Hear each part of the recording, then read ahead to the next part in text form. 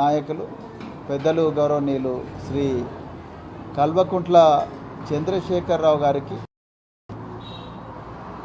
Special investigation team నగర పోలీసుల ఆధ్వర్యంలో ఉన్న ఇన్వెస్టిగేషన్ టీం ఈ నోట్ సందర్భంగా మేము కొన్ని నిజాలు ప్రజలకు చెప్పాలని అనుకున్నాం.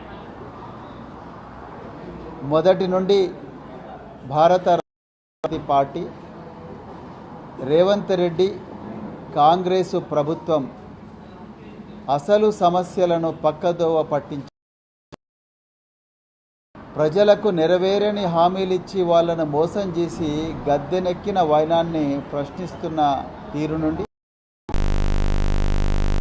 పట్టపగలే విచ్చలవిడిగా దొంగల ముఠాలాగా దోచుకుంటున్న ముఠానది కోల్ బ్లాక్ కావచ్చు, లిక్కర్ సీసాల మీద ఇంకా 5 ఎకరాల కుంభకోణం కావచ్చు, ఇంకా రకరకాల కుంభకోణాలు, గురుకుల విద్యాలయాల్లో 125 మంది పిల్లల మరణాలు కావచ్చు, రైతన్నల ఆత్మహత్యలు కావచ్చు, ఆటో డ్రైవర్ల ఆత్మహత్యలు కావచ్చు, వీటన్నిటి మీద తెలంగాణ ప్రభుత్వాన్ని ప్రతిరోజు కూడా ప్రజల గొంతుకగా మారి బీఆర్ఎస్ పార్టీ నిలదీస్తుంటే దాని నుంచి ప్రజల దృష్టి మరల్చడం కోసం, బీఆర్ఎస్ పార్టీ నాయకుల గొంతు నొక్కడం కోసం కేసీఆర్ గారి మీద అక్రమంగా బీఆర్ఎస్ పార్టీ గొంతును అసెంబ్లీ బయట నొక్కడం కోసం చేస్తున్న కుట్రలు ఒక ధారావాహికంగా నడుస్తూనే ఉన్నాయి. దాంట్లో భాగమే ఈరోజు కేసీఆర్ గారికి వచ్చిన నోటీస్ అని నేను ఈ సందర్భంగా తెలంగాణ ప్రజలకు బీఆర్ఎస్ పార్టీ తరఫున చెప్పదలుచుకున్నాను. నోటీసే మొట్టమొదట మేము ఎన్నో వేదికల మీద చెప్పినాం. ఒక వారాల క్రితం కూడా మా వర్కింగ్ ప్రెసిడెంట్ కేటీఆర్ గారు, అదేవిధంగా సీనియర్ నాయకులు మాజీ మంత్రివర్యులు హరీష్ రావు గారికి ఇచ్చిన నోటీసుల సందర్భంగా, మాజీ ఎంపీ సంతోష్ రావు గారికి ఇచ్చిన నోటీస్ సందర్భంగా కూడా చెప్పారు, రాజకీయ నాయకులకు ట్యాపింగ్కు ఏమాత్రం సంబంధం ఉండదు. ట్యాపింగ్, టెలిఫోన్ ట్యాపింగ్ అనేది అత్యంత గోపనీయంగా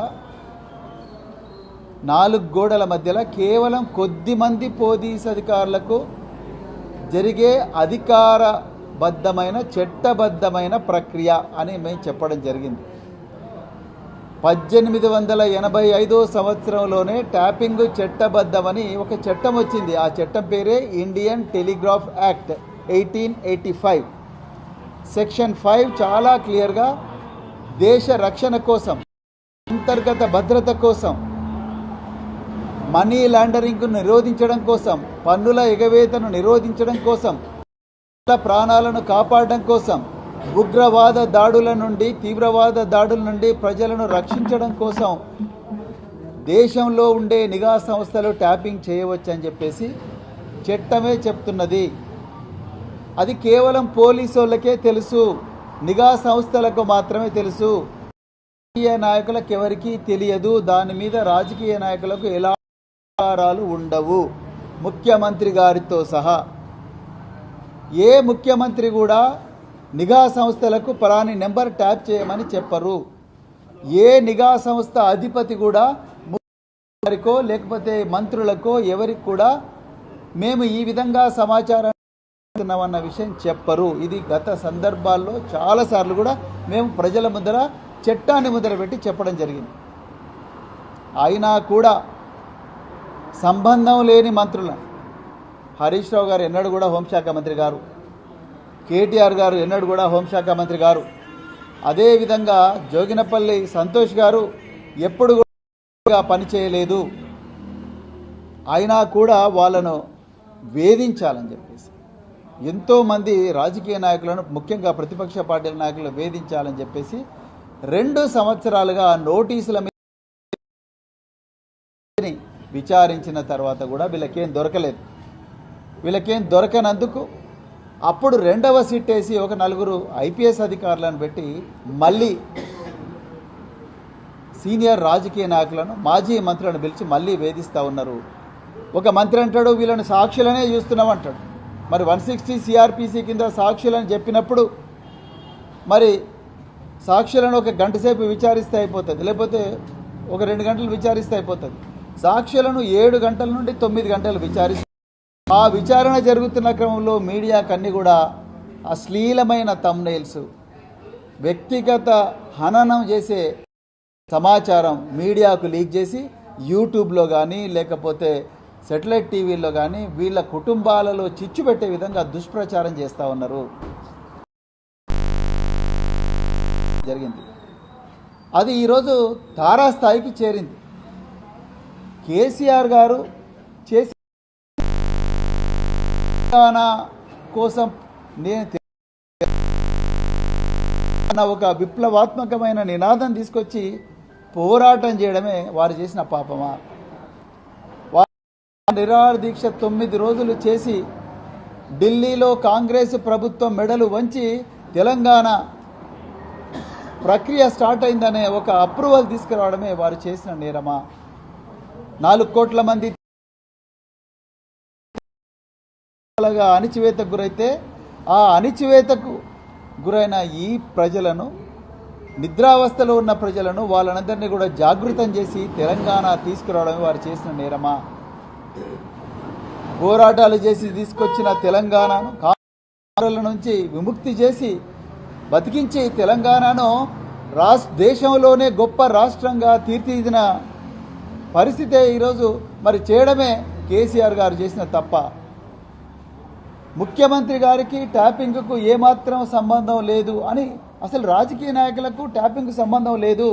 అసలు ట్యాపింగ్ చేయాల్సింది అధికారులు అవసరం అనుకుంటే దాంట్లో ఐజీలు ఉంటారు, డీజీపీలు ఉంటారు, క్యాబినెట్ సెక్రటరీలు ఉంటారు, లేకపోతే ప్రిన్సిపల్ సెక్రటరీలు ఉంటారు, చీఫ్ సెక్రటరీలు ఉంటారు. ముఖ్యమంత్రి గారికి తెలవని విషయం ఇది. ఏ ముఖ్యమంత్రి కూడా నా రాష్ట్రం బాగుండాలి, అన్ని రంగాల్లో అభివృద్ధి సాధించాలి, వాళ్ళు సుఖ సంతోషాలతో క్షేమంగా ఉండాలి, ఎలాంటి వాళ్ళ ప్రాణాలకు ముప్పు కలగకూడదని ఏ ముఖ్యమంత్రి అయినా డైరెక్షన్ ఇస్తాడు తప్ప అధికారులకు మీరు పలానా నెంబర్ ట్యాప్ చేయండి, పలానా దగ్గరికి పోండి, లేకపోతే పలానా ఇంటికి పోండి, వాడిని పట్టుకరండి, వాడిని అరెస్ట్ చేయండి, వీరిని ఏ ముఖ్యమంత్రి కూడా చెప్పరు. చెప్పిన అధికారులు అది చట్టబద్ధమైతేనే చేస్తారు, చట్టబద్ధం కాకపోతే చేయరు. మేము కేసీఆర్ గారికి నోటీసుల మీద నోటీసులు ఇచ్చి వారిని వేధిస్తున్నవైనా మాత్రం తెలంగాణ ప్రజలను చాలా బాధ కలిగిస్తూ ఉన్నది. తెలంగాణ తీసుకొచ్చిన ఒక గొప్ప పోరాట యోధులు, ఒక తొలి ముఖ్యమంత్రి, అదేవిధంగా ఇప్పుడు ప్రస్తుత లీడర్ ఆఫ్ అపోజిషన్ ప్రతిపక్ష పార్టీ నాయకులు, ముఖ్యమంత్రి వారి నందినగర్లో వారి నివాసానికి పోయి గోడ మీద notice 160 CRPC notice Revanth Reddy paste చేయిస్తున్నారు పోలీసు వాళ్ళతోనంటేనే దీంట్లో ఎంత కక్ష ఉన్నదో రేవంత్ రెడ్డి క్లియర్గా అర్థమవుతున్నది. నేను ఇలా రేవంత్ రెడ్డి గారిని సూటిగా కొన్ని ప్రశ్నలు అడుగుతున్నా, తెలంగాణ పోలీసులను కూడా అడుగుతా ఉన్నా. ఇదే రేవంత్ రెడ్డి గారు ముఖ్యమంత్రిగా ఉన్నారు. ఇప్పుడు కేసీఆర్ గారు మర్కుక్ మండలం ఎర్రవెల్లిలో నివాసం ఉంటున్నారు. మరి ఆ నివాసం ఉండే ఇంటికి ఆ ఇంటికి పొన్నం ప్రభాకర్ గారు తెలంగాణ తల్లి విగ్రహావిష్కరణ చేస్తున్నాం, దయచేసి రండి సార్ అని చెప్పేసి ఇన్విటేషన్ తీసుకొని పోతారు. మీరు చూడండి, తెలంగాణ తల్లి విగ్రహావిష్కరణ చేస్తున్నాము, దయచేసి మీరు రండి సార్ అని చెప్పి పొన్నం ప్రభాకర్ గారు సాక్షాత్తు ట్రాన్స్పోర్ట్ మంత్రి ఆయన ఇన్విటేషన్ తీసుకొని పోతారు. ఈ సమ్మక్క సారక్క జాతర ఇప్పుడు జరుగుతుంది, మేడారం సమ్మక్క సారక్క జాతర. ఆ సమ్మక్క సారక్క జాతర మేము చేస్తున్నాము, బాగా చేస్తున్నాము సార్, మీరు మేడం ఇద్దరు కలిసి రండి అని చెప్పేసి మహిళా సీతక్క గారు, అదేవిధంగా దేవాదాయ శాఖ మంత్రి కొండా సురేఖ గారు, వీళ్ళిద్దరూ కలిసి మర్కుక్ మండలంలో ఎర్రవల్లిలో నివాసం ఉంటున్న కేసీఆర్ గారి దగ్గరికి పోతారు. మంత్రులకేమో ఎక్కడ ఉంటున్నారో తెలుసు, వారు ఏ గృహంలో ఉంటున్నారో తెలుసు, ఏ మండలంలో ఉంటున్నారో తెలుసు.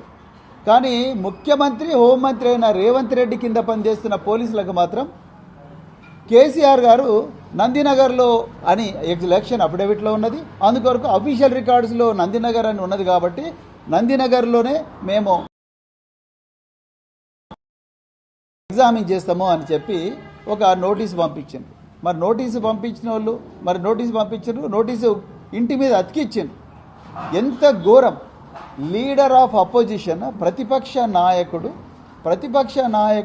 ఇంటి ముంగట ప్రతిపక్ష నాయుడు ఎక్కడుంటాడో తెలుసు.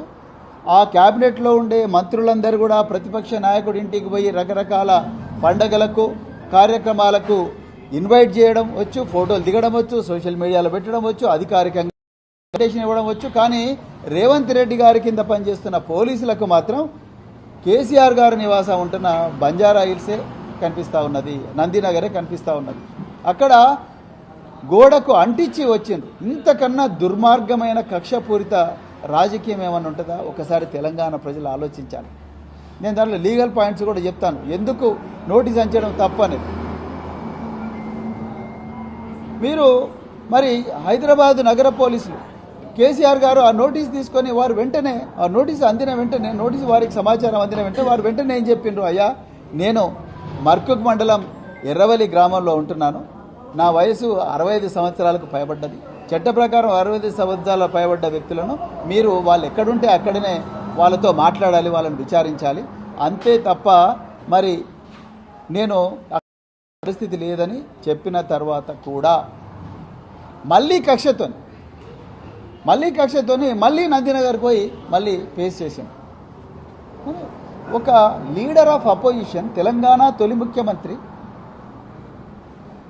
ప్రతిపక్ష పార్టీ నాయకులు, మీ మంత్రులే పోయి వారింటికి పోయి అడ్మిటేషన్ కార్డులు ఇస్తారు, కానీ మీకు మాత్రం నందినగరే కనిపిస్తున్నది, ఈ మర్కుకు రావడానికి మీకు ఇష్టం లేదు.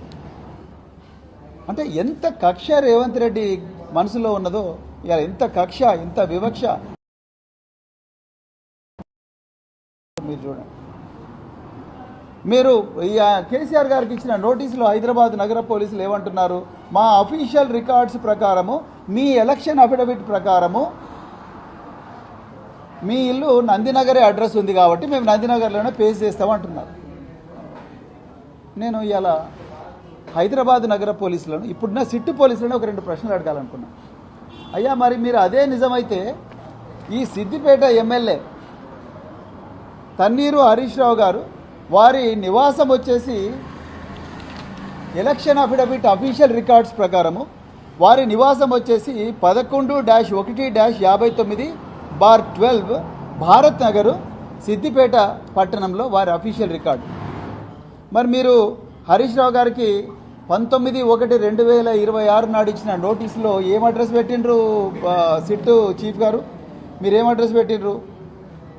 T Harish Rao, ex minister, MLA Siddipet assembly constituency, resident of villa number 125 Chris terminus 1017 Chris villa avenue, district, Nanakramguda, Telangana. అంటే పోలీసులకు, సిట్టు పోలీసులకు రేవంత్ రెడ్డి గారికి తెలుసు హరీష్ రావు గారు హైదరాబాద్లోనే ఉంటున్నారు అని చెప్పి హైదరాబాద్లో ఇచ్చిండు. ఆయన ఎక్కడ నివాసం ఉంటే అక్కడే పోయి నోటీస్ ఇచ్చిండు. ఇక నాకు మన హైదరాబాద్ నగర పోలీస్ కమిషనర్ సజ్జనార్ గారు నాకు ఒక నోటీస్ పంపించారు. ఆ నోటీసులో చూడండి, నాకు నోటీస్ పంపించిన 504 స్నేహిత హిల్స్ అపార్ట్మెంటు, పేరం చెరువు అని చెప్పి నార్సింగి అడ్రస్ ఇచ్చి, నార్సింగ్ అడ్రస్తో వారు నోటీస్ పంపించారు. కానీ నా ఎలక్షన్ అఫిడవిట్ ప్రకారము నా అడ్రస్ వచ్చేసి నేను సిర్పూర్ కాగజ్ నగర్లో ఉంటున్నట్టుగా, నేను 2023 ఎలక్షన్ అఫీషియల్ రికార్డ్స్లో సిర్పూర్ కాగజ్ నగర్, ఇప్పుడు సిర్పూర్ కాగజ్ నగర్లో ఉంటున్నట్టుగా చూపించారు. ఇలా రేవంత్ రెడ్డి గారు అన్నిటికన్నా మరి చూడు, అక్కడ 2 హరీష్ రావు గారికి ఇచ్చిన నోటీసులనేమో వారి అడ్రస్ వచ్చేసి సిద్దిపేటలో ఉంటుంది, వారికి ఇచ్చిందేమో హైదరాబాద్లో నానక్రామ్గూడ నివాసంలో ఇచ్చారు. మరి వారికి తెలుసు, హైదరాబాద్ నగర పోలీసులకు తెలుసు, అదేవిధంగా రేవంత్ రెడ్డికి కూడా తెలుసు హరీష్ రావు గారు హైదరాబాద్ నివాసంలో ఉంటున్నారని. అలాంటప్పుడు ఆయనకు హైదరాబాద్లో ఆయన నివాసం ఉంటున్న దగ్గర హరీష్ రావు గారికి నోటీస్ సర్వ్ చేసినప్పుడు అదే 160 సిఆర్పిసి కింద కేసీఆర్ గారు ఎక్కడైతే నివాసం ఉంటున్న ఎర్రవెల్లి గ్రామం మర్కుక్ మండలానికి ఎందుకు నోటీసు సర్వ్ చేయలేదు అనేదే మా ప్రశ్న. అంటే ఇంత కక్ష మీకు. మళ్ళీ రెండోసారి ఇచ్చి మా అఫీషియల్ రికార్డులు అంటున్నారు. మరి అఫీషియల్ రికార్డులు అయితే మరి హరీష్ రావు గారికి ఒక నోటీసు, మాకొక నోటీసు, అదేవిధంగా కేసీఆర్ గారికి ఇంకొక న్యాయం ఎలా ఉంటుంది? ఇది రాజ్యాంగంలో ఆర్టికల్ 14 వయలేషన్ కాదా? సమానత్వపు హక్కు, రాజ్యాంగం ఇచ్చిన హక్కు వయలేషన్ కాదా? ఇది ఉల్లంఘన.